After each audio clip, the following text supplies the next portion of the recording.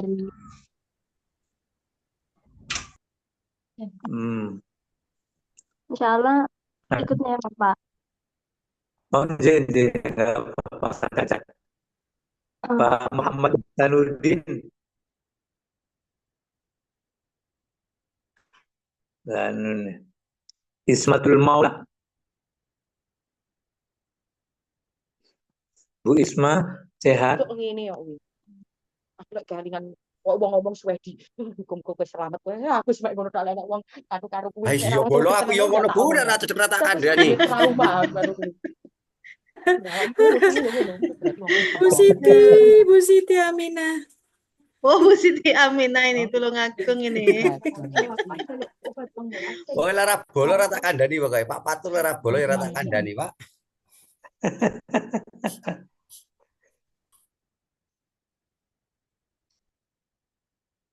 Masih ada yang lain, baru 16 orang ini. Kita nunggu sampai jam berapa, Bu? Kira-kira enaknya Bapak Ibu? Ini sudah Dimulai lewat saja Bapak 8 sambil menit. menunggu. Iya, dimulai aja Pak. Ya, nanti kasihan kalau dapatnya nggak utuh ya. Ini direkam Bapak, sudah direkam. Direkam suaranya atau direkam apanya, Pak? Zoom-nya Zoom-nya sudah ini direkam. direkod Bapak, nanti di-share di grup yang tidak ikut Zoom atau ketinggalan Zoom bisa nonton di record itu. Oke, iya. Obrolan kita kemarin sampai apa itu, Pak?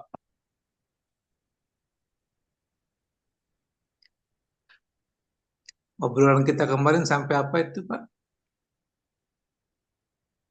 Tentang pertanyaannya Pak Fatur kalau nggak salah. Yang apa? Kemarin terakhir Ya, tentang pernikahan ya Sunda itu. Jawa itu Pak. Tentang Sunda dan Jawa itu loh Pak. Oh iya. Yang nggak tahu ya, Bu. Dibilang mitos, ada faktanya ya. Dibilang fakta, mitos. Nggak tahu kenapa ya, Bu. Ya, kira-kira gimana cara membacanya, Bu, itu ya?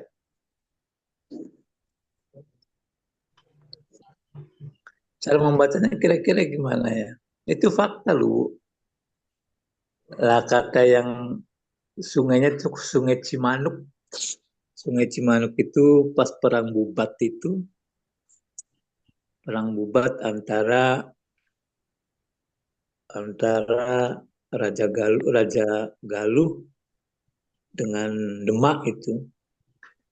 Nah itu ya seperti itu. Akhirnya sampai hari ini kasus keponakan saya itu begitu. Gitu. Kira-kira gimana itu menurut pendapat Ibu, Bapak? Mungkin Pak ya. Mungkin saja itu berpengaruh pada orang yang masih ada keturunan pada zaman itu gimana ya Pak ya, masih ada garis keturunan yang masih kental gitu loh dari orang-orang pada zaman di waktu adanya sabdo seperti itu mungkin. Oh bisa. Yang jelas kan? Mei 1000. Enggak.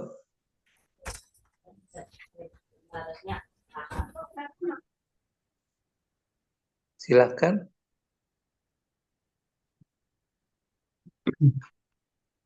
Kalau saya itu mungkin diskusinya itu Pak. Kalau hanya itu mungkin itu. Nyatanya sekarang banyak seperti Bu Risa itu juga Jawa Sunda. Banyak sini yang Jawa Sunda. Jadi maksudnya itu hanya kepercayaan lokal yang mungkin bahasa orang Jawa itu kejawen dan mungkin kalau orang Sunda terlalu kesundan itu aja Pak. Tapi untuk menurut syariat Islam kan sebenarnya tidak masalah. Seperti itu Pak. Mitos kalau terlalu dipercayai kan juga gimana ya? Orang Jawa itu minta ininya itu apa ya? Ya itu hanya mitos saja sih menurut saya Pak. Dendam zaman bubat. Ya, bisa jadi. Ya, antara mitos dengan fakta. Faktanya untuk kasus keponakan saya itu memang begitu. Untuk dibilang fakta, dibilang dibilang mitos ya mitos begitu. Tapi yang jelas cerita Cirebon itu Di mana, Pak? Banyak alat tadi di mana? Panarja mana? Alun-alun, lewatin alun-alun enggak? Ini tolong yang Oh, sebelum alun. bos dimatikan ini. Dekat jalan gede apa? Jangan Pak, bosnya. Oh iya, sudah ya ya ya udahlah itu tinggalkan saya kira antara halo bisa kedengar suara saya Ibu Bapak? Iya Bapak, terdengar. Bisa Iya. Pak. jelas Bapak, sangat jelas. Oke, iyalah artinya kita nggak berbicara apakah itu fakta atau Nih, mitos. Saya kira itu tergantung bagaimana parameternya tentu ya. Kalau yang punya parameter sejarah, ya mungkin akan melihat itu. Kalau misalnya yang melihat bahwa itu mitos, tentu punya perspektif masing-masing. Yang jelas dinamika misalnya. Dinamika di Cirebon itu sangat santer sekali misalnya sampai hari ini, terutama di birokrasi atau di kampus kita lah. Di kampus kita itu dinamika antara orang-orang yang background Jawa dengan background Sunda itu masih terus sampai hari ini ya istilahnya masih ada istilahnya ya katakan dinamika lah. Kalau rektornya dari Sunda, pembantunya rata-rata juga bisa rata-rata juga Sunda. Selanjutnya ke bawahnya. Ketika rektornya Jawa, maka ke bawahnya pun akan Jawa yang mendominasi. Artinya lagi-lagi bahwa identitas Cirebon itu dari awal munculnya Cirebon sampai hari ini kelihatannya mengalami semacam degradasi yang cukup serius ya. Sehingga orang Cirebon itu nggak bisa mendefinisikan dianya sendiri secara pasti. Halo Bapak Ibu, bisa Iya dengar? Bapak. jelas Bapak. Ya, sip lah. Termasuk misalnya, ya sehingga orang Cirebon itu secara karakter orang Cirebon itu lebih cenderung tidak bisa diikat, lebih cenderung liar, nggak bisa diikat seperti orang-orang yang lain. Misalnya kalau orang Tegal maka diikat dengan wartegnya, orang Padang diikat dengan warteg Padangnya, orang Jawa Timur mungkin diikat dengan rawonnya, orang Jawa Tengah mungkin diikat dengan hasil dengan apalah begitu, onde-onde atau apa. Tapi kalau orang Cirebon pun itu, karena ini wajar karena satu tadi bahwa identitas Cirebon tuh hampir nggak ada. Yang pertama, yang kedua, selain itu sehingga selain karena identitas mengalami gradasi, sehingga bagi orang Cirebon sesuatu yang menjadi nilai bersama yang dipercaya itu nggak ada. Makanya tadi krisis identitas terus berlangsung di Cirebon sampai hari ini. Karena sampai hari ini dinamika itu terus terjadi di antara mereka. Dalam satu birokrasi misalnya. Bayangkan dua meja itu yang satu ngobrolnya dengan bahasa Sunda, yang satu dengan bahasa lokal Cirebon. Artinya kedua peradaban ini, peradaban Sunda, peradaban Cirebon sendiri itu ada semacam mau tidak mau, langsung tidak langsung, ada semacam kontestasi, merebutkan ruang publik untuk mendominasi ya Bapak. Yang Sunda akan pengen mendominasi, yang Cirebonnya juga pengen mendominasi, yang Jawanya juga pengen mendominasi. Jadi persaingan antar mereka di Cirebon terus saja terjadi sampai hari ini. Lagi ingin saya katakan bahwa identitas Cirebon mengalami semacam kerapuhan yang cukup serius sampai hari ini, dan sudah mengalami internalisasi yang cukup parah di tingkat generasi Z hari ini. Generasi Z hampir sudah ada, hampir tidak ada mereka yang yang ketika yang sudah tidak lagi memahami bahasa-bahasa lokal, bahasa-bahasa yang digunakan oleh orang-orang tua kita dulu. Nah, ini terjadi saya kira karena hempasan yang sedemikian dahsyat dari peradaban Sunda dan peradaban Jawa terhadap Cirebon. Itu saya kira. Di pesantren lagi misalnya, di pesantren. Di samping tadi ya peradaban itu ya, Sunda Jawa, peradaban Arab di Cirebon itu sangat kental sekali, khususnya dalam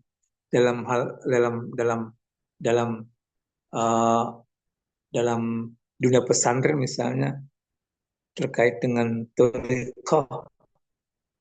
Itu konflik antar penganut thariqah di Cirebon itu sangat kuat sekali, antara penganut Tijaniyah misalnya dengan Syadziliyah, antara Syadziliyah dengan siapa, itu sangat kental sekali. Setengah mantap.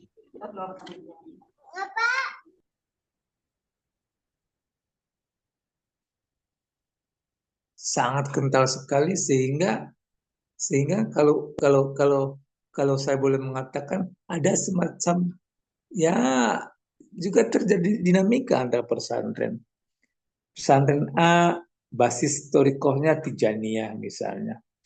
Pesantren B basis thariqahnya adalah Syadziliyah misalnya. Basis C misalnya Naksabandiyah.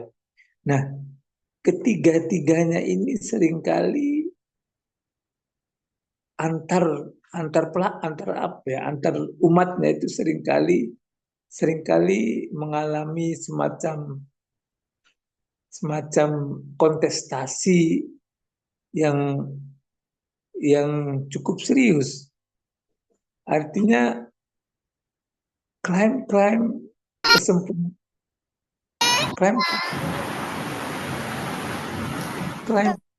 klaim dominasi, klaim apalah begitu di antara mereka itu kan sangat kuat sekali. Yang dari Naksaban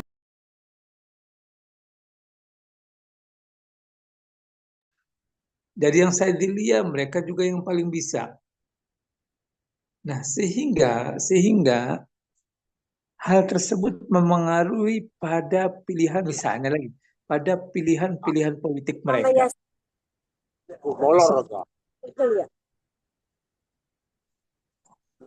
Pesantren yang menganut misalnya yang basis thariqahnya adalah Naksabandi, bisa dipastikan pilihan politiknya itu berbeda dengan pesantren yang basis thariqahnya adalah Syadziliyah.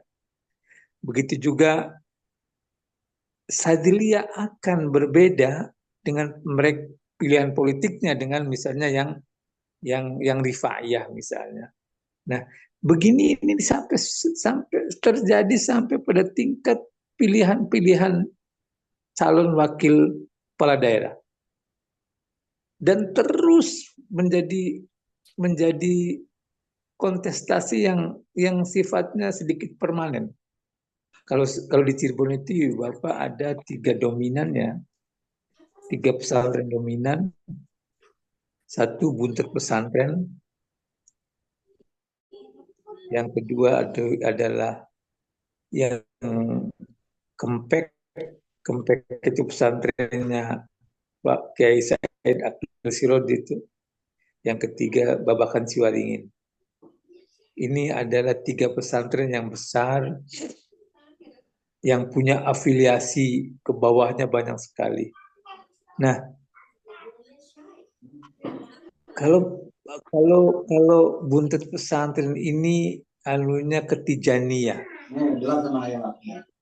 yang tempat ini ke Rifaiyah, babak kali ini ke Sadiliyah. Nah, ketiga-tiganya tidak akan sama pilihan politiknya. Sekalipun dipaksakan tidak bisa.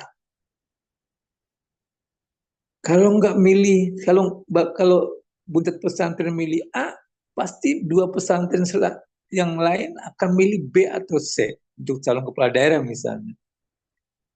Nah, ini saya kira dipicu oleh perbedaan tadi itu, oleh perbedaan anutan thariqah yang mereka yakini sebagai sebuah kemapanan. Lagi bahwa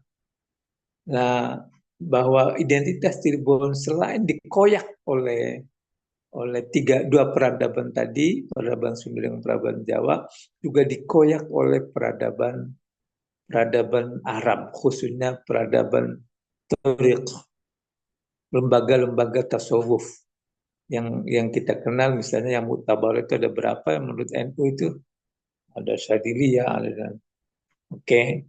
Nah, jadi sekali lagi bahwa peradaban masyarakat Cirebon itu terpolarisasi ke dalam banyak hal, ke dalam banyak aspek. Selain tadi peradaban Jawa, peradaban Sunda, juga peradaban Arab, peradaban Islam, dan peradaban Hindu-Buddha. Di Cirebon misalnya Bapak Ibu masih banyak atau masih ada golongan-golongan yang masih kejawen, masih menganut paham kejawen. Misalnya kalau di Indramayu, ada yang dari Indramayu di sini Pak, Bapak Ibu? Ada Pak Siapa? Karanto, Pak. Ranto. Mana Pak Ranto? Karanto kacamata.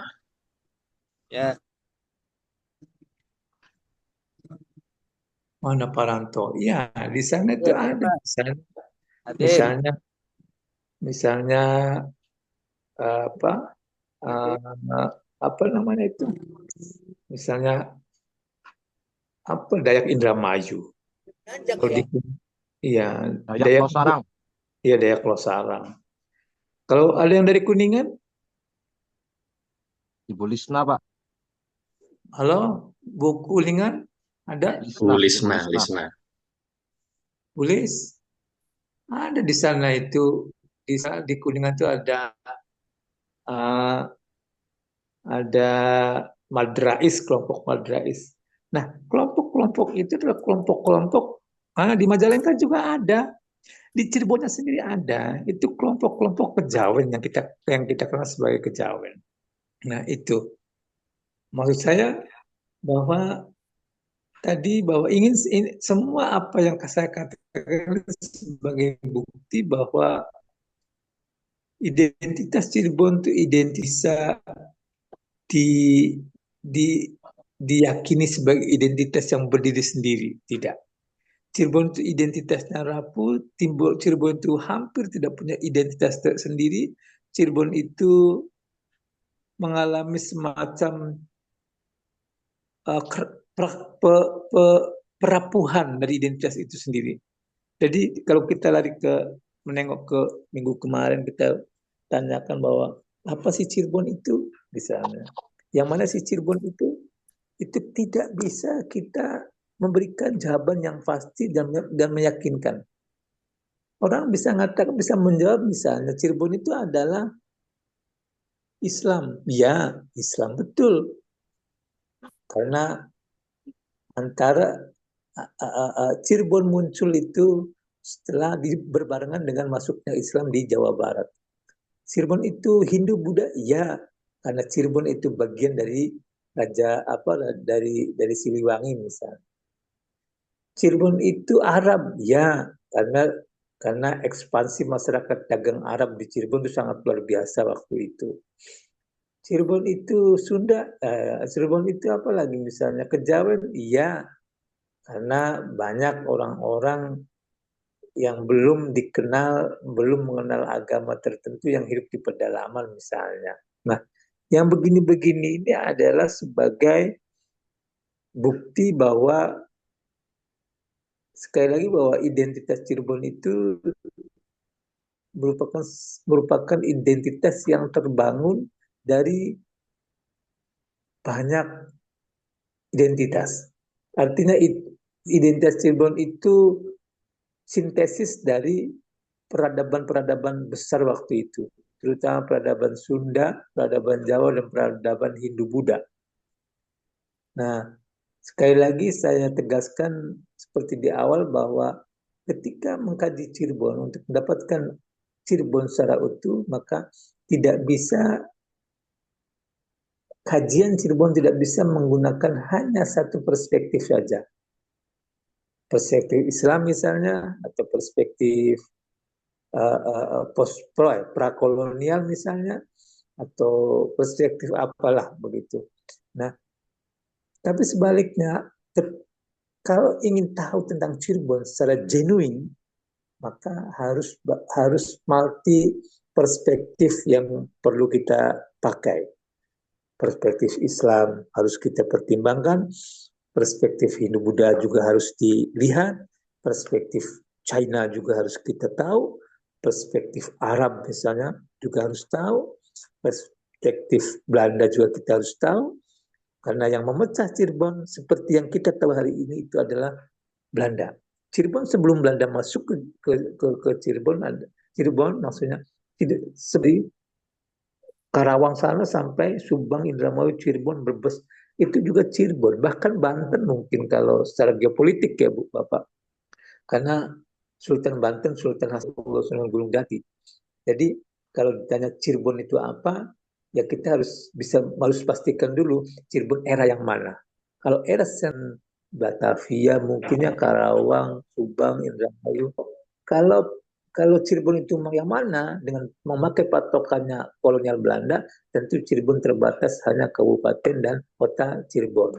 Selebihnya Indramayu, Kuningan, Brebes, Majalengka itu sudah tidak lagi masuk dalam wilayah otoritas Cirebon. Saya kira sejarawan belum di tingkat sejarawan belum ada semacam kesepakatan bahwa Cirebon itu memang sangat kompleks. Cirebon itu merupakan melting pot dari seluruh peradaban yang sudah mapan ketika itu. Sehingga bentuk Islam Cirebon itu berbeda dengan bentuk Islam di daerah-daerah lain. Kepercayaan lokal masyarakat Cirebon itu tidak, misalnya mungkin yang dari Cirebon, yang dari Indramayu tahu lah, Liong. Halo Bapak Ibu. Halo Pak. Iya, Bapak. Iya. Kalau yang dari Cirebon, Indramayu itu ada istilah tahu Liong. Liong itu ya tradisi Cina yang sudah mengakar rumput di masyarakat Cirebon secara umum. Ada lagi tradisi tertentu lagi yang saya kira tidak genuine Cirebon, tapi ini hasil akulturasi, hasil difusi dari peradaban-peradaban yang ada ketika itu yang berkuasa di Cirebon.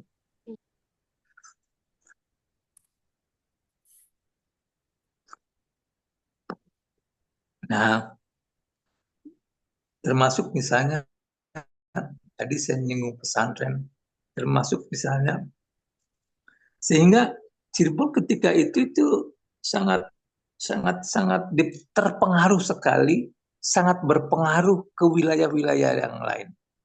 Sehingga misalnya Bapak Ibu pernah dengar Syekh Siti Jenar? Pernah Pak.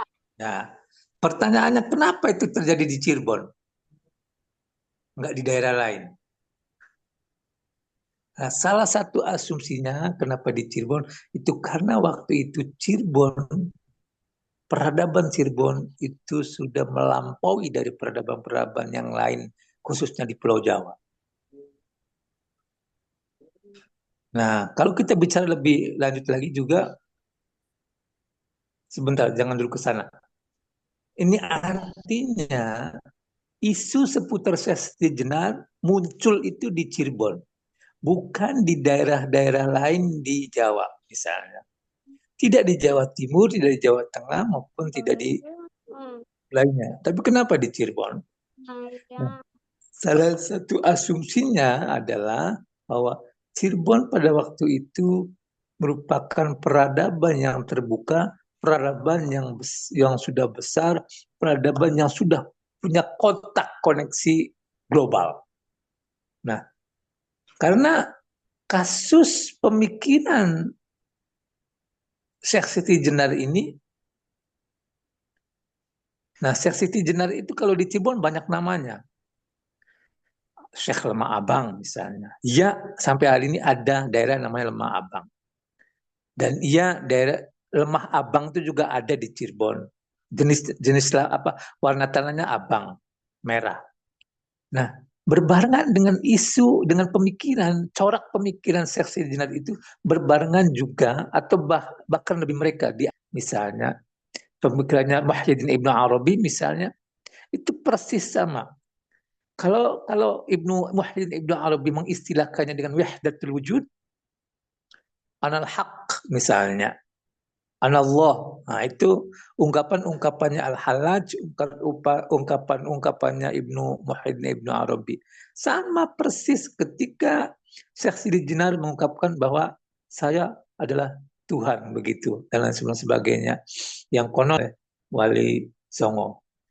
Sampai sini Bapak Ibu barangkali ada yang perlu diklarifikasi, silakan. Mari kita diskusikan secara bersama-sama. Monggo.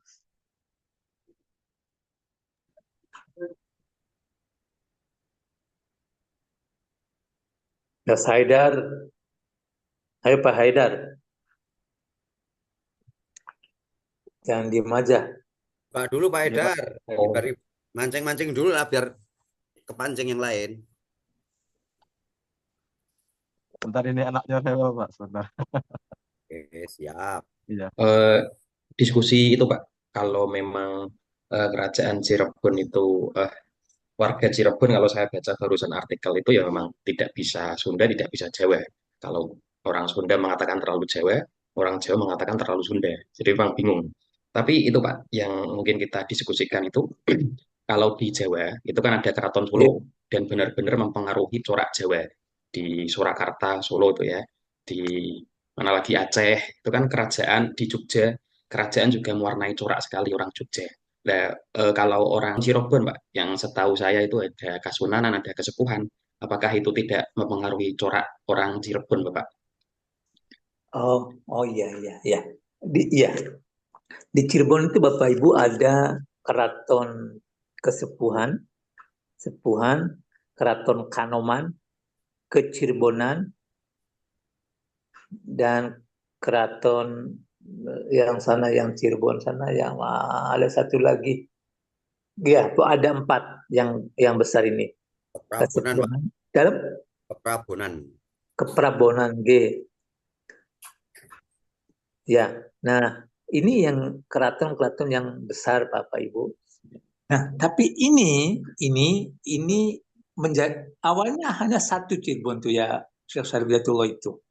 Tapi setelah zaman kolonial Belanda, lahirnya keraton-keraton ini. Ini karena lebih pada depolitisasi, saya kira ya. Artinya kekuatan Cirebon ketika zamannya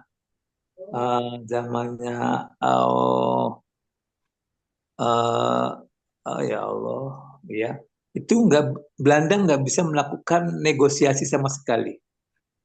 Nah, dengan cara memecah inilah keberadaan Keraton Cirebon itu menjadi lemah.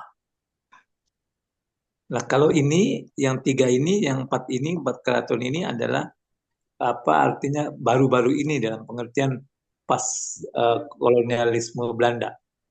Sebelumnya tetap satu, yang tertua adalah Kesepuhan, terus yang Kenoman, ke Cirebonan, ke Pelabuhan. Nah, keempat inilah antara elit Cirebon waktu itu dengan dengan pemerintah kolonial Belanda. Artinya sebagian keluarga keraton itu menerima kehadiran Belanda, sebagian lagi menolak. Nah, yang menolak ini juga terjadi internal konflik untuk bagaimana bersikap mengusir Belanda, sementara yang pro juga mendefinisikan dirinya sendiri sebagai penguasa Cirebon ketika itu. Jadi lahirnya keraton-keraton di Cirebon itu dipicu oleh adanya kepentingan dari kolonial Belanda. Itu saya kira. Ada yang lain Bapak Ibu? Enak Iya Bapak, didongengi ya. maksudnya seperti ini Bapak. Kalau di Solo itu Keraton Solo yang saat ini menjadi apa istilahnya Raja Solo itu kan benar-benar dihormati pemerintahan. Apalagi Jogja ya, itu keraton ya sudah gubernur. Di Aceh itu juga dihormati. Lah, apakah Keraton Solo kan saya yakin walaupun terpecah ada 4 itu ya, itu kan maksudnya apakah itu tidak mempengaruhi corak orang Oh Cirebon gitu Bapak? enggak Pak. Enggak. Oh, tidak terlalu gitu ya. Iya. Cuman begini. Karena keraton kesepuhan itu yang tua, sehingga ilmu peradaban ini, artefak-artefak peradaban besar Cirebon waktu itu banyak ditemukan, banyak disimpan di keraton kesepuhan dibanding dengan keraton-keraton yang lain. Misalnya ajaran tasawuf itu referensinya banyak ditemukan. Kalau kita mau mengkaji tasawuf Tijaniyah dan lain sebagainya, itu di kesepuhan banyak sekali. Yang buku-bukunya banyak sekali. Berbeda dengan misalnya di Kanoman atau ke Cirebon atau ke Pelabuhan. Tapi secara politik keberadaan keempat macam kekuasaan kekuasaan politik yang dipertimbangkan ini hanya sebagai simbol budaya masyarakat Cirebon itu. Saya kira itu Pak Fatur Rahman. Ada yang lain?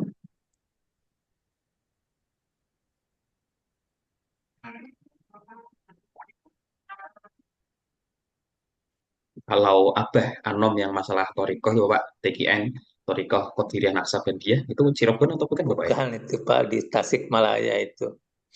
Oh itu Nah, Tasik ya, bukan Cirebon ya. memang sesuatu yang sedikit dilema ya kalau saya boleh mengatakan.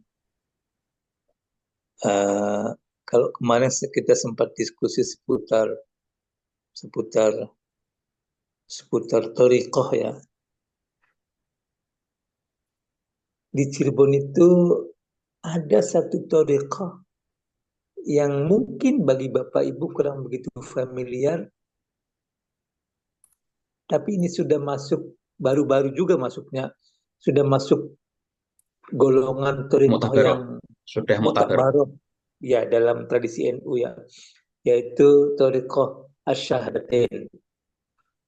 Pernah dengar Bapak Ibu? Baru dengar Pak, Asyahadatain. Asyahadatain. Syahadatain. Dua kali syahadat itu. Syahadatain.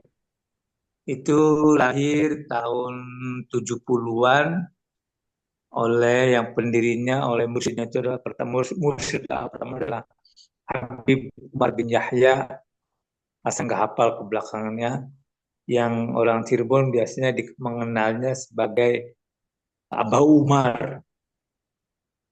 Nah, ada yang dari Cirebon di sini? Ada yang dari Cirebon nggak Bu Bapak? Mas Haidar ya? Mas Haidar. Ini adalah Torikoh asli produk lokal Cirebon. Lahir saat di Cirebon, auratnya pun wiridanya juga pakai bahasa Cirebon. Kelihatannya ini sudah sampai Banyuwangi sudah ada, Pekalongan ada, Semarang juga ada, Banyuwangi juga ada Bapak Ibu.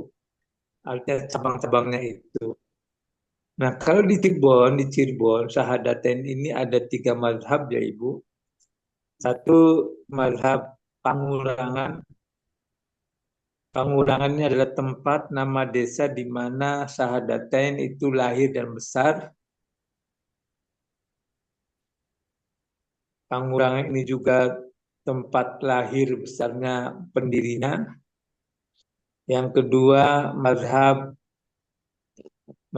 Wanantara, daerah juga Wanantara di Cirebon, saya sini. Yang ketiga di mazhab Munjul. Munjul ini Cirebon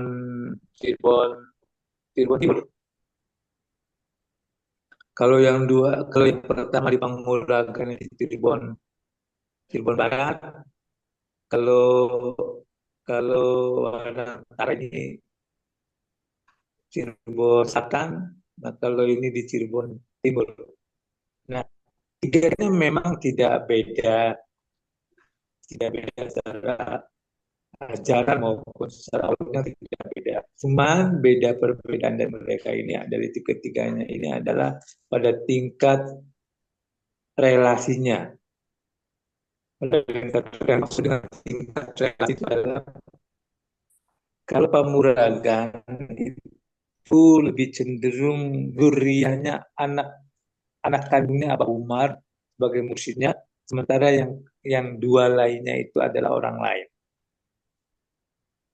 Nah, sehingga ada semacam apa ya,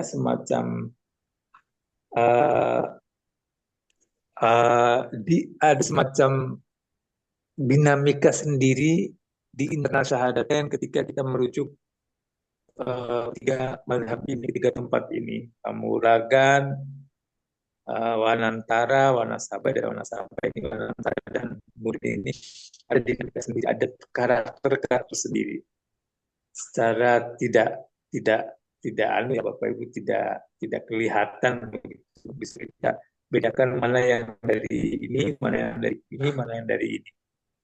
Nah, itu biasanya lebih pada aurodnya. Ada beberapa aurod yang beda antara ketiganya ini. Tapi bedanya hanya seberapa persen saja begitu. Pemurakan lebih pada aurodnya lebih ke urusan politik ini. Kalau di mana antara ini ke sufi, ke hakikat, sebenarnya di Munjul ini lebih pada pengakuan adanya thariqah kehadiran thariqah yang lain. Ketiganya tiga karakter tersebut jelas tidak lahir di ruang yang kosong, tapi di ruang di mana sudah ada thariqah yang sebelum Syahadatain lahir masuk itu sudah memapat terlebih dahulu. Pesantren Munjul misalnya, itu sebelum Syahadatain masuk ke situ sudah ada thariqah Tijaniyah yang menjadi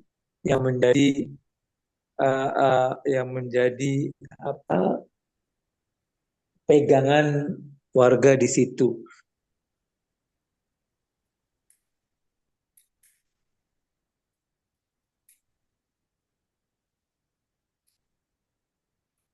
Semacam penolakan yang secara yang tidak frontal. Klimaks dari konflik itu adalah pendiri dari thariqah, mursyid dari thariqah Syahadatain itu meninggal dengan cara dibunuh oleh pengikut thariqah lain. Nah, saya kira ini karena itu tadi persaingan antar thariqah untuk merebut jamaah yang masih belum berafiliasi pada thariqah tertentu. Abah Umar itu meninggal dibunuh oleh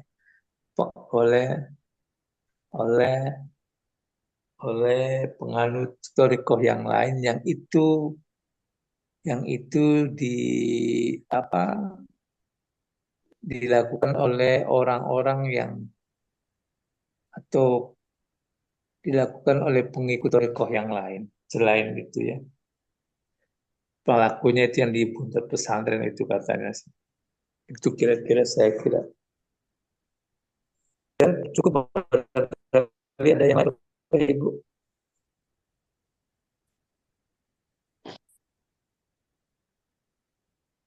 Monggo barangkali ada yang belum.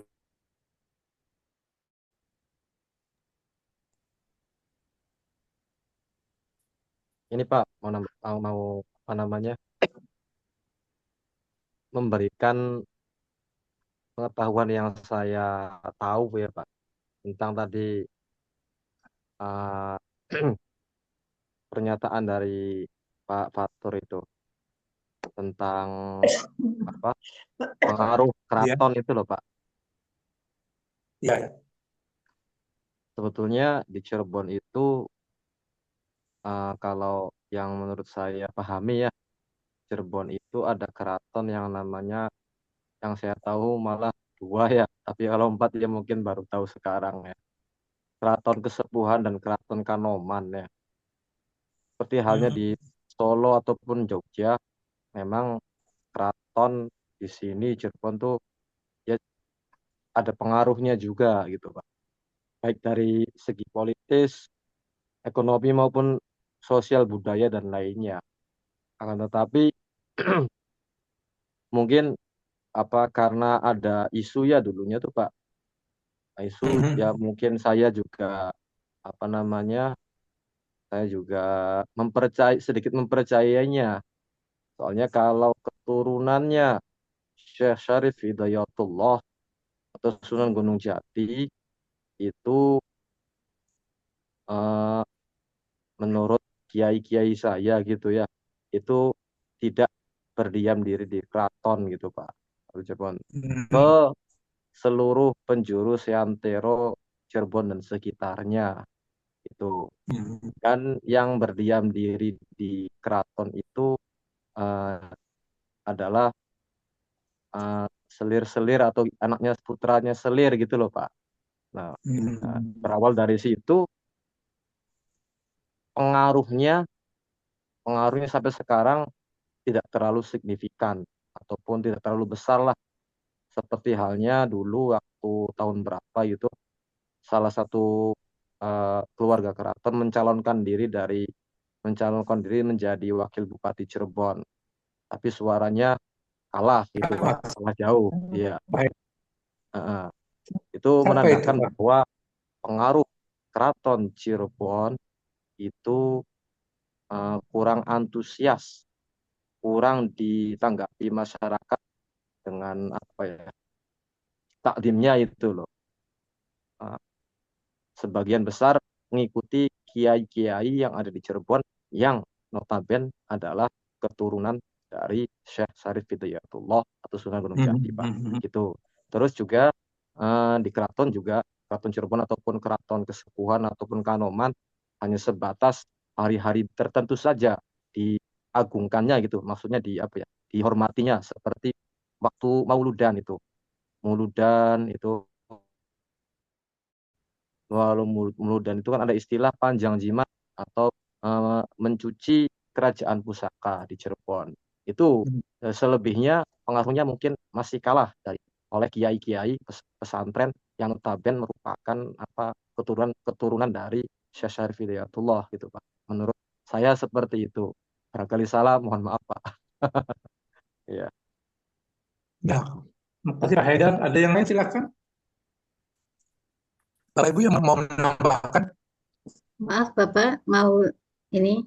Tadi keterangan ada ketinggalan. Kenapa Syekh Siti Jenar berada di Cirebon? Nah, kenapa Syekh Siti Jenar ada di Cirebon? Ini juga sebuah pertanyaan yang sampai hari ini saya masih sedikit sangsi ya Bu. apakah cerita Syekh Siti Jenar atau nama lain dari Syekh Siti Jenar itu adalah Syekh Lemah Abang, atau ada lagi yang menyebutnya namanya Syekh siapa gitu. Ada 3 nama yang terkenal yang untuk menyebut Syekh Siti Jenar itu yang punya tesis Manunggaling Kaula Gusti.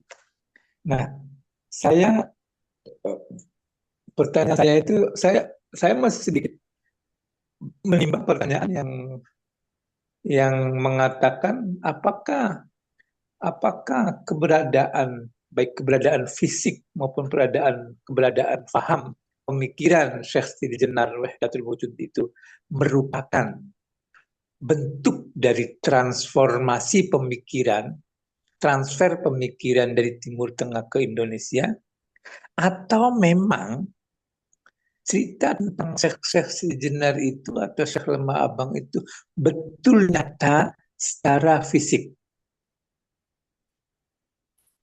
Itu. Kalau yang dimaksud dengan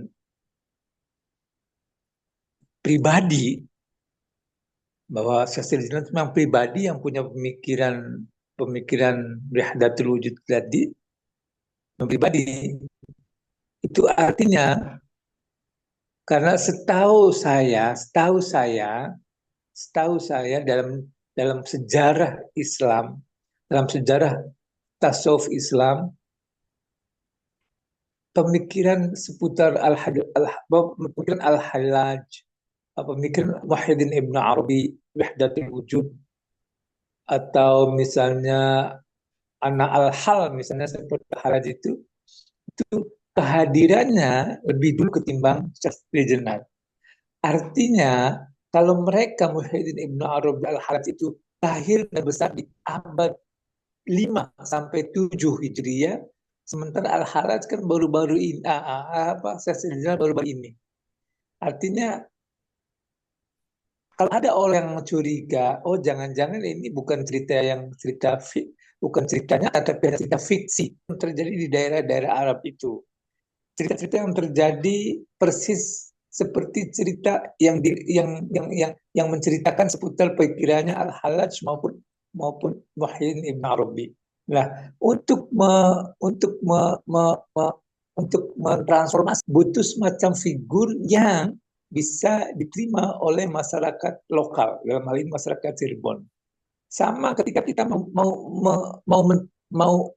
mentransformasi ilmu tertentu dari orang lain ke keluarga kita, misalnya ke kampung kita, ke umat kita, seringkali kita menggunakan figur-figur tertentu, nama-nama tertentu sebagai contoh dari pemikiran yang genuine tadi. Curiga bahwa cerita seputar Syekh Siti Jenar di Cirebon itu merupakan cerita fiksi yang difigurisasi oleh Syekh Siti Jenar, yang pada intinya cerita itu adalah terinspirasi oleh ceritanya Hallaj, baik Al-Hallaj maupun Muhyiddin Ibn Arabi. Nah, pengalaman beliau keduanya itu Al-Hallaj dan Ibn Arabi dibawa ke Indonesia dengan menggunakan pendekatan figurisasi orang lokal sehingga bisa diterima begitu. Itu saya kira Bapak Ibu.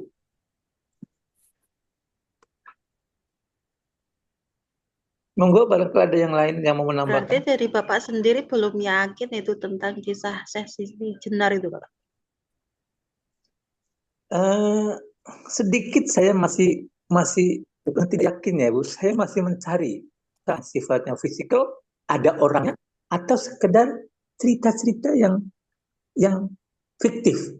Kayak kita cerita kancil itu, buaya dan kancil itu, apakah ada cerita figuratifnya, ada cerita fisiknya? Saya kira nggak ada. Nah, untuk mengemas cerita itu bisa diterima oleh pendengar, maka kemasannya harus figurisasi tadi itu. Maaf, Pak. Saya kira begitu, Ibu. Iya, Menambahkan.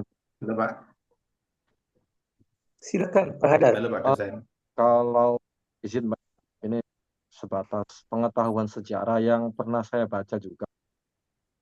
Dan berdasarkan bukti realita yang ada, itu kita tahu kan ada istilah petilasan itu ya Bu. Yang jelas makamnya Syekh Siti Jenar ataupun Syekh Siti Jenar itu sendiri pernah di Cirebon atau tidak. Wallahu a'lam ya, Bu. Tapi ada bukti sejarahnya itu terdapat makam Syekh Siti Jenar di Cirebon Kota kalau nggak salah ya. Nah, saya lewatnya aja belum pernah ziarah. Ya, ada juga Syekh Siti Jenar di Tuban juga ada. Terus di Pemalang, Jepara, Pak Ihsan barangkali pernah ziarah ke makam Syekh Siti Jenar itu ada. Namun yang asli ataupun makam yang asli atau yang kurang jelasnya itu alam kembali lagi. Dan jelas istilahnya pernah singgah dan pernah berguru kepada Syekh Syarif Hidayatullah atau Sunan Gunung Jati. Itu satu. Yang kedua tentang Syekh Siti Jenar itu sendiri. Kan itu paham wahdatul wujud itu. Seperti halnya Al-Hallaj ataupun yang lainnya yang ditentang sebagian para wali bahwa ajaran ini membahayakan tentunya bagi orang awam.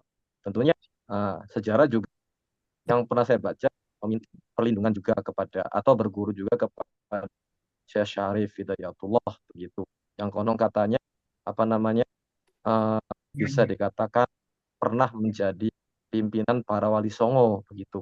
Jadi meminta petunjuk dan perlindungan ataupun yang lainnya begitu. Nah, itu Syekh Siti Jenar. Kalau di Cirebon, insya Allah pernah sekecil. Nah, itu juga Sunan Bonang di Tuban ataupun yang lainnya. Ada di Cirebon juga. Nah, itu rekod hanya sebatas itu ya ikut dan saja ya. Yang jelas rekod yang terkenal di Cirebon itu rekod yang paling membumi. Naksabandia itu ada di sini Pak Syekh Tolha kalau nggak salah itu mursyid rekod. Gitu. Ya. Kalau syahadatain itu ya baru tahu juga Pak, baca-baca. Ada pas syahadatain. Iya, ada. Pak Haidar dari mana? Dari Kumpol kan? Iya, Palimanan. Coba sedikit ke sana tuh ke daerah Uragan, dari Nangung ke timur. Di situ ada pusatnya. Tapi kalau malam Jumat Kliwon Masjid Uragan tuh Uragan Nur ya Pak, itu banyak sekali dari mana. Iya. Jadi begini. Saya ingin mengatakan bahwa ini ilustrasi saja. Bapak Ibu bisa dengar saya? Bisa, Pak. Suaranya putus-putus. Bapak Ibu bisa dengar? Ya, oke. Jelas ya Bu suara saya. Oke. Bapak Ibu pernah dengar namanya buku kitab Qasasul Anbiya, Qasasul Aulia? Bapak Ibu pernah dengar Qasasul Aulia? Belum, Pak. Belum pernah dengar. Pak, kitab klasik judulnya tuh Qasasul Aulia. Baru sekarang. Benar Bapak Ibu? Waduh. Jadi buku itu, kitab itu bercerita tentang kisah-kisah para wali, Bapak Ibu. Kisah-kisah para wali dikisahkan di situ tentang khairul agahnya ya, artinya tentang sesuatu yang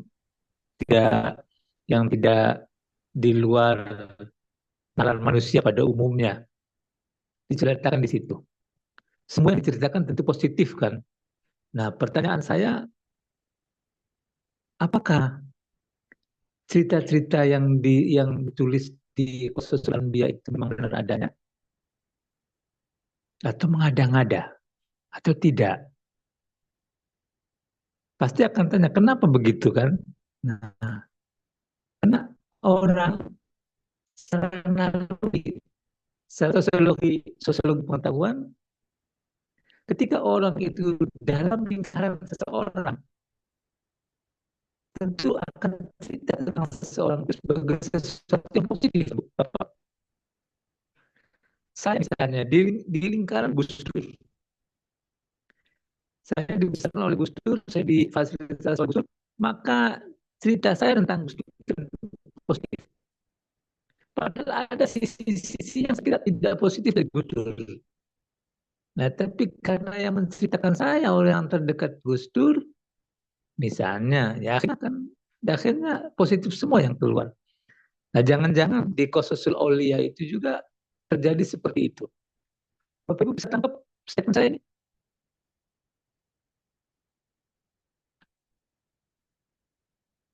Bapak Ibu bisa tangkap? Ya, suaranya agak putus-putus, Bapak. Insya Waduh, Allah. gimana ya, Kak? Putus-putus gimana ya?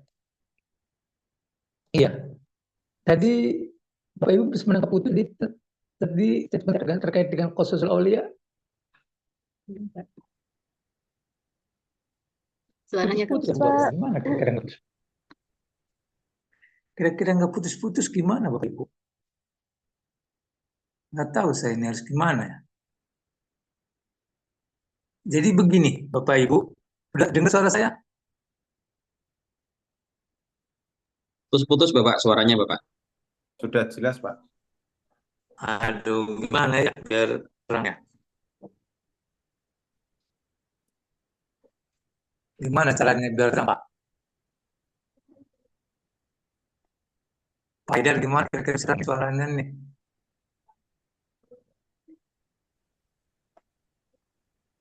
Sudah jelas, Bapak. Sudah bisa didengar. Oke. Oke. Kalau nggak dengar, kalau putus-putus, tolong saya dikasih pop ya. Langsung aja dikasih tahu ya, biar saya berhenti dulu ya. Ya. Ya. Iya, Pak. Oke. Dalam kitab Qososul Aulia ini, sang penulis menceritakan kisah-kisah seputar para wali. Tentu yang dikisahkan adalah sesuatu yang positif tentunya.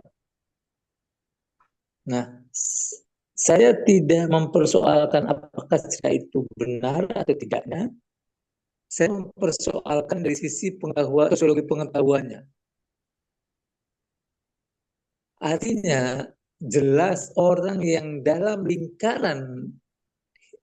hidup dalam lingkaran wali tertentu, maka secara otomatis akan menceritakan sesuatu yang positif. Bisa ditangkap Bapak Ibu?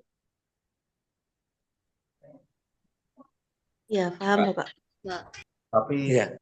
Maksud saya enggak begini. juga sih, Bapak. Maksud begini. Hah? Enggak juga. Pakai WA aja Bapak ya. Maksudnya Bapak Burhan kan paham maksudnya Pak.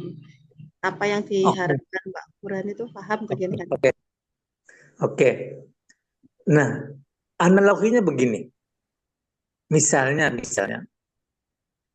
orang-orang yang ada dalam lingkaran Gus Dur misalnya, atau orang-orang yang ada dalam lingkaran seseorang yang berpengaruh misalnya, atau Pak Prabowo misalnya, pasti akan ceritakan yang positif terkait dengan Gus Dur maupun terkait dengan Pak Prabowo.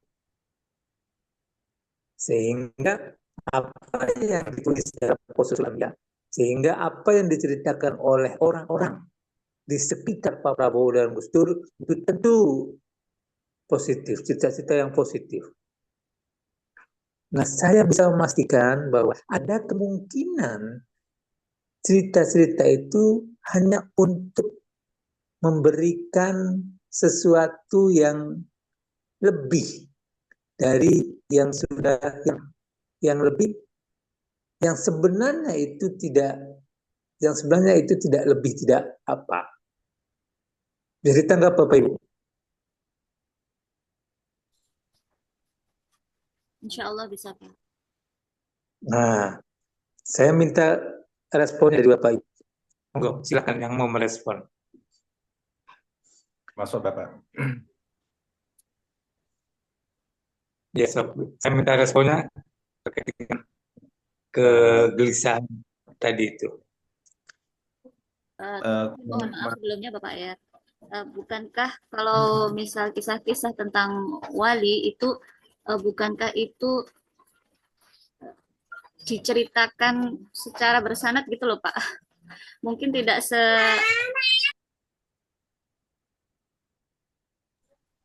tidak seketat seperti sanad hadis ya Pak ya, tapi biasanya kan diceritakan secara sambung bersambung gitu loh dari yang menyaksikannya sendiri gitu Pak. Iya. Terus Bu? Jadi Ah, mungkin saya kurang sependapat sedikit gitu Pak gitu dengan enggak. Oke.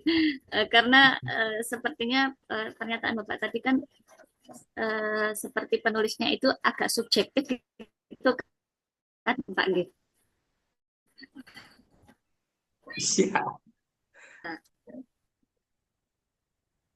Nggak perlu ada koreksi kita apa kita hanya diskusi. Kita diskusi, kita nggak ada yang salah, tidak yang benar, tidak ada yang lebih, kita sama semuanya. Kalau saya sih lebih Gini, Pak, gini. lebih kepada kepercayaan kalau saya. Kalau Oh, itu yang cerita Sesi Jenar itu kan seperti ceritanya sudah turun-temurun dan ada juga yang dikatakan sebagai sejarah. Berarti ya kalau Bapak berpendapat demikian ya monggo, tapi kalau saya pribadi sangat percaya itu. Masuk Bapak. Boleh masuk Bapak. monggo yang lain. Ini Pak, setelah saya menyimak hal-hal yang telah diuraikan oleh Bapak dosen, kira-kira bagaimana Bapak menanggapi memandang orang-orang yang memang diberi kelebihan oleh Allah Subhanahu wa Ta'ala bisa berkomunikasi dengan aulia, dengan wali-wali yang memang sudah jauh meninggalkan dunia atau masanya sudah jauh sekali, sebagaimana kasus Syekh Siti Jenar. Di Jepara itu ada makam Syekh Siti Jenar itu justru yang memang yang diresmikan oleh Gus Dur itu yang di Jepara. Itu Syekh Siti Jenar. Ada mursyid tunggal, siapa itu? Sholawat Wahidiyah. Itu kan menurut kepercayaan dari jamaahnya. Beliau kan juga bisa berkomunikasi dengan para leluhur, para wali-wali yang sudah mendahulunya. Termasuk ketika ziarah ke Jepara, ke makamnya Syekh Siti Jenar, beliau juga menerima wasiat, anjuran-anjuran yang memang harus dilakukan oleh jamaahnya dari Syekh Siti Jenar langsung. Terus ada amalan-amalan tertentu atau ijazah-ijazah tertentu yang di situ bisa menjadi sababiyah seseorang itu bisa bertemu dengan orang-orang yang telah meninggal. Jadi seakan-akan bukan tidur, tapi seakan-akan kayak terjaga gitu. Nah itu Bapak menanggapi hal-hal yang seperti itu gimana?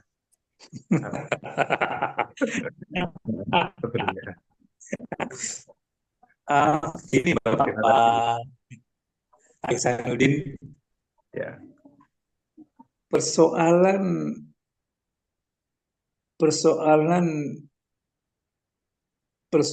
khosobis yang dimiliki oleh pribadi-pribadi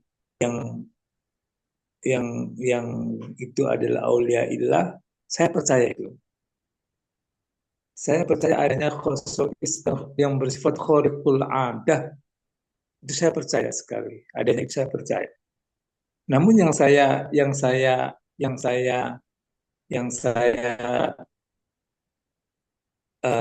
harus sikapi adalah bahwa persoalan-persoalan tertentu ada yang memang itu faktual, ada yang itu memang fiksi. Maksud saya begini, ketika seseorang mau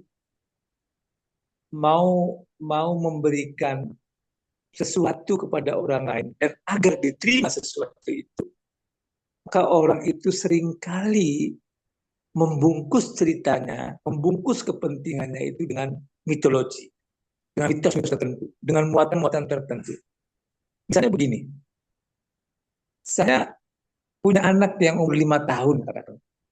Saya ini mau melarang saya keluar ketika mau tiba. Maka yang akan saya lakukan adalah berbicara dengan dia bahwa di luar sana ada apa namanya momok atau ada apalah begitu, ada setan. Apa yang saya lakukan itu adalah figurisasi dari mitologi yang menjadi kepercayaan masyarakat lokal.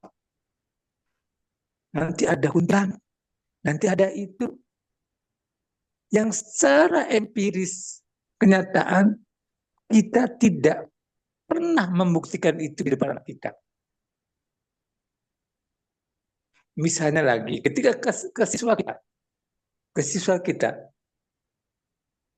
ketika rasionalitas kita sudah mentok, mau mengarahkan anak didik kita sesuatu yang menurut kita baik, tapi menurut mereka tertolak, tapi bagi mereka ditolak, seringkali kita menggunakan mitos tertentu yang itu sebenarnya maksa identitas kita, keinginan kita kepada murid-murid kita.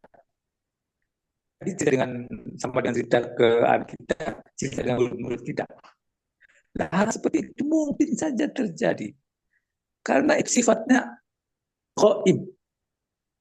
Kalau kata sahabat Nufa Al-Farabi, qiyasul ghaib bisyahid itu badudun. Menganalogikan sesuatu yang ghaib terhadap sesuatu yang syahid, yang realitas, maka analoginya itu tertolak. Itu juga ketika kita mengatakan sesuatu dari sesuatu yang itu sifatnya dalam kategori ghaibiyat dan akan kita bawa ke tingkat syahid, maka analogi semacam itu. Al-Farabi, bukan Ibnu Arabi ya, Al-Farabi bahwa kias-kias semacam itu, analogi semacam itu adalah tertolak. Itu barangkali Pak Iksan. Silakan barangkali yang mau nambahi yang lain. Saya Pak. Jadi monggo Pak Agus. Jadi saya kok dengar suaranya Yai Ihsan kok rada mumet sayanya. Terkait ini yang sama ulama atau kiai yang bisa berkomunikasi dengan siapa ya, sama yang orang yang sudah mati atau aulia atau wali.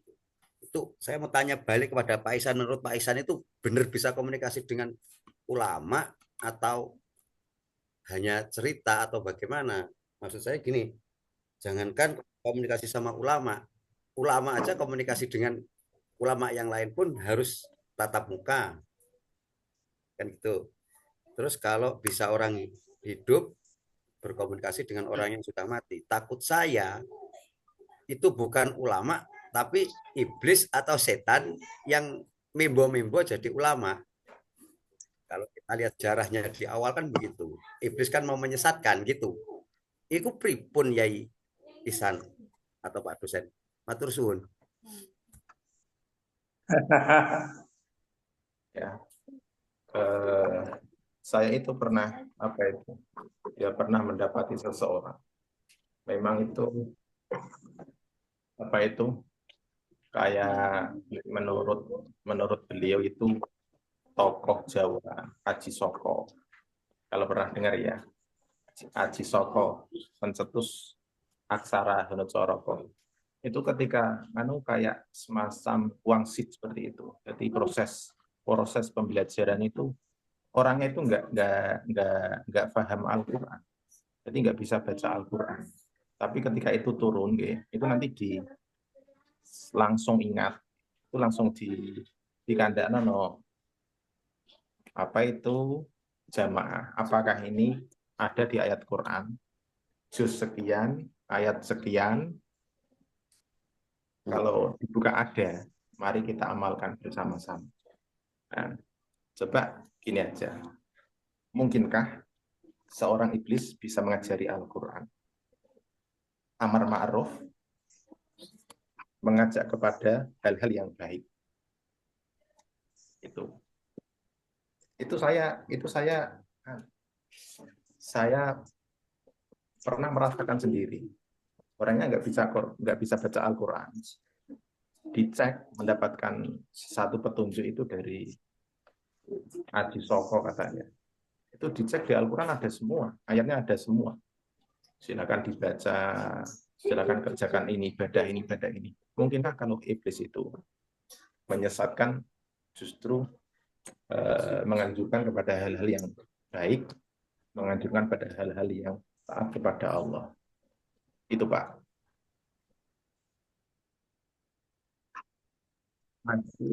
Terima kasih Pak Ihsanuddin. Ini yang terbaru. Itu di Jatim, di Tuban itu kan ada ulama namanya Mbah Fadl Senori ya. Pak Haidar mungkin paham itu, beliau alumni Langitan. Beliau itu kan mengarang kitab Ahlal Musamir. Itu yang diceritakan raja-raja Jawa, Brawijaya, Raden Patah. Itu beliau dari mana sumbernya? Kalau kitabnya nih, kalau kemungkinan gimana? Nah ini kitab ini kan menerangkan raja-raja Jawa Brawijaya Pak ya. Itu karangan Mbah Senori Tuban. Mbah Fadl Pak ya. Terus ada kitab lagi namanya Nawadirul Hikayat. Mungkin cerita-cerita langka. Itu pengarangnya ya nggak mungkin orang ecek-ecek, nggak mungkin. Nah, itu yang diceritakan justru orang-orang yang memang masanya itu jauh-jauh sebelum dia. Nah itu mungkin dari bapak-bapak semua menanggapinya seperti apa. Terima kasih Pak. Monggo silakan barangkali yang menanggapi. Bapak Ibu. Pak Agus, silakan. Kurang jelas Bapak. Putus-putus. Jelas Pak, Pak tapi Agus, mohon maaf di Semarang hujan deras Pak. Monggo silakan yang mau menambahkan. Pak Agus. Nggih Pak, niki ajeng tanglet Pak. Terkait perkuliahan ini kita Zoom-nya berapa kali lagi ya Pak? Nggak tahu, saya ikut ibu saja tuh yang suka ngasih tahu saya itu. Oke, gas. Yang penting nilai ini A+. Yes. Cocok. Pokoknya kulo manut Pak. Kulo wongin jenengan. Agak itu mah gampang lah. Silahkan aja. Oke, siap. Saya Pak terus terang. Pak Agus dan kawan-kawan terus terang. Apa yang saya lakukan ini itu saya niati silaturahmi. Kalau saya niati ngajar itu saya nggak bisa.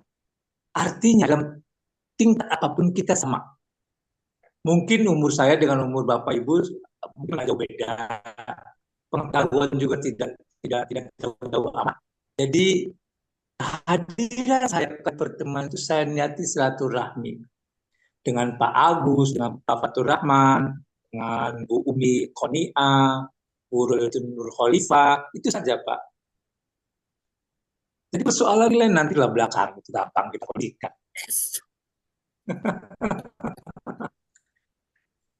Yang penting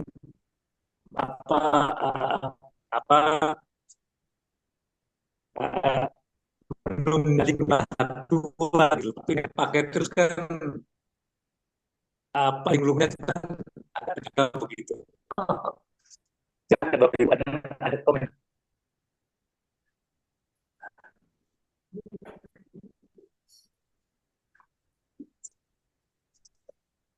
Silakan barangkali ada yang mau nambahin atau barangkali sudah cukup. Yuk kita yang pakai laptop minta di namanya itu untuk bukti kalau kita pernah ketemu pada malam hari ini. Yo, hidupkan kamera semua bolo. Tak kayak nilai A+, wis toh. Manut karo aku, penak-penak. Ayo dulu Bapak Ibu. Sebenarnya kalau ketemu tatap muka lebih enak di sini. Saya nggak terjeda dengan suara, dengan lebih enak ketemu langsung begitu. Ya, Pak. Silakan Bapak Ibu yang pakai laptop di apa namanya itu untuk bukti monggo on cam semua. Ya di silakan yang pakai laptop siapa Pak? Bumi. Baik, sudah siap semuanya. Saya hitung ya. Bumi Konia. Ya, saya Ya, screenshot. oke.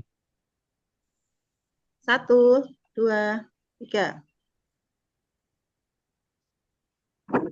Satu lagi yang sebelah sini Bapak. Ini nggak muat satu. Halaman kedua. Ya.